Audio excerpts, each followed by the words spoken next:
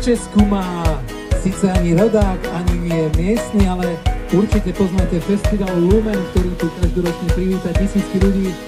Jeho zakladateľ je Emil Mucha s našou 36-kou, prišiel vás pozdraviť.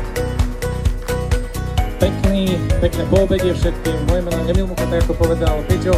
Volali ma tu v Trnave Košo, takže pod touto prezývkou ma asi poznáte viacerí. Ja to vidím tak, že Trnava má veľmi veľa šikovných ľudí, alebo teda aj veľmi šikovných ľudí a to sa teším. Keď to spájam s Lumenom, tak naozaj je potrebné aj podpora kultúry, čo je kultúry žitia a práve dnes prichádzam z východu od Vranova, prešiel som celé Slovensko a to, čo je takisto dôležitá vec, potrebujeme cesty.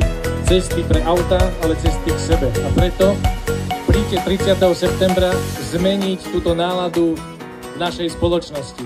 Všetko dobré.